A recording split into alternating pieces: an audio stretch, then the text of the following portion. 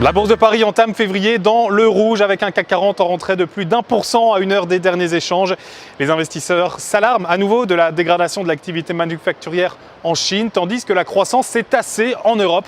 Anxiété également avec l'indice ISM manufacturier américain qui recule à 48,2 points. Nouvelle preuve d'une santé fragile de l'économie américaine après le ralentissement déjà plus marqué que prévu du PIB ici même au 4e trimestre.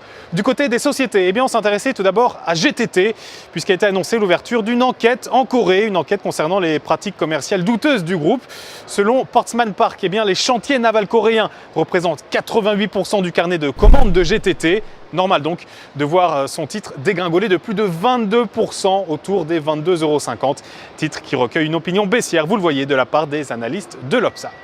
Sartorius Stedim Biotech bondissait de son côté de plus de 11%, juste sous les 374 €, après avoir atteint un plus haut historique déjà de 375 € plus tôt dans la journée.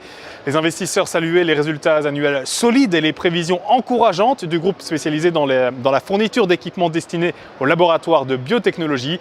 Dans le sillage de cette publication, Société Générale a même relevé sa recommandation sur le titre de Sartorius de conserver à achat et revu à la hausse son objectif de cours, le passant de 325 à 388 €. Sans surprise, vous le voyez, les analystes de l'Opsa ont une opinion positive sur cette valeur. Place avant de se quitter à la recommandation de Trading Central. Et il s'agit ce mardi de ST Microelectronics. Le trou de cotation haussier ouvert le 27 janvier dernier a été très rapidement comblé, replaçant le titre du groupe dans une dynamique baissière. La valeur est repassée en dessous de sa moyenne mobile à 50 séances, tandis que le RSI s'est retourné à la baisse. Ainsi, en dessous de 6,50 €, une nouvelle phase de repli est attendue en direction de 5,17 € puis 4,89 €.